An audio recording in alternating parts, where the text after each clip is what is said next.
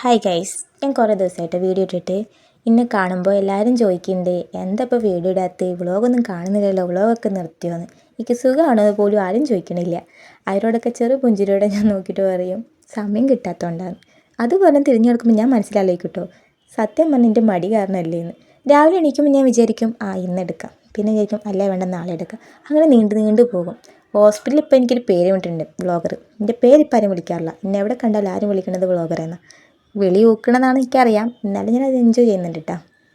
ഇന്നും അതേപോലെ തന്നെ എനിക്ക് നല്ല മടിയായിട്ടാണ് ഞാൻ പോയിന്, കാരണം സൺഡേക്ക് പോകാൻ ഇഷ്ടമല്ല.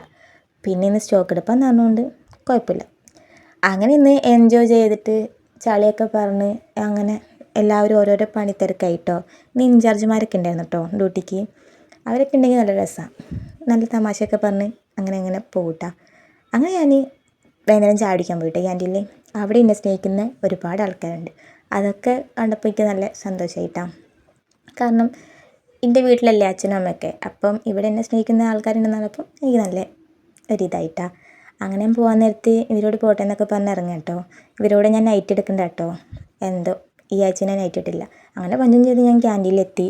അപ്പോൾ അവിടെ ദോശ മാത്രമേ ഉള്ളൂ പറഞ്ഞ്, അപ്പോൾ അതിന് വെയിറ്റ് ചെയ്തിട്ട് ഞാൻ അങ്ങനെ ഇരിക്കട്ടെ. അങ്ങനെ കാത്തിരുന്ന് എനിക്ക് ദോശ കിട്ടിയിട്ടാ. അങ്ങനെ ദോശയും കഴിച്ച് ഞാൻ അവിടെ നിന്ന് പോന്നിട്ടാ. അപ്പോൾ ഇന്നത്തെ വീഡിയോ ഇത്രയേ ഉള്ളൂ. Tata bye bye, see U.